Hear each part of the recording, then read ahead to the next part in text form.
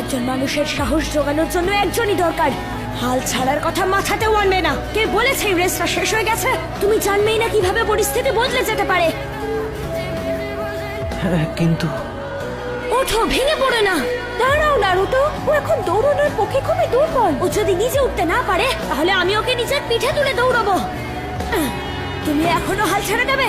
যখন তোমার কাছে সেই সুযোগটা এসেছে যেটার জন্য তুমি সারা জীবন অপেক্ষা করেছিলে, কাউকে দেখিয়ে দিতে চাও তুমি ভরসার যোগ্য, বিশ্বাসের যোগ্য।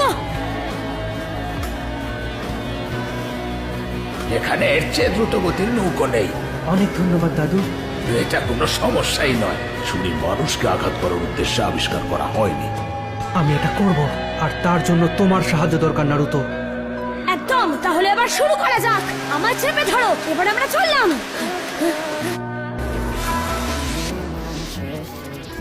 কত উপরে উঠতে হবে এখন? হ্যাঁ, ওটা তো বেশ শুনছো। কতগুলো সিঁড়ি রয়েছে ওখানে। আমি সঠিক জানি না, সেই জন্যই ওরা এই সিঁড়িগুলোকে দ্য স্পিরিট ব্রেকার বলে ডাকে। হ্যাঁ, যেই নামেই ডাকুক, আমার কাছে কোনো ব্যাপারই নয়। চলো এবার।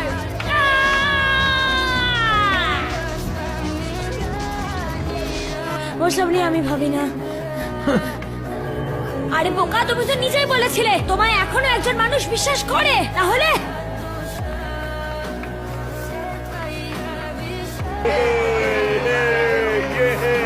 অবিশ্বাস্য, আমরা এসে গেছি। ঠিক আছে, বাকি রাস্তাটা আমি একাই যাব। তুমি চাইলে এখন বিশ্রাম নাও। হ্যাঁ? সাকুরা যে ওষুধটা দিয়েছিল সেটা কাজ করছে না। কোনো ব্যথা নেই, কোনো ব্যথা নেই। এইবার তাহলে আসল রেসটা শুরু হয়।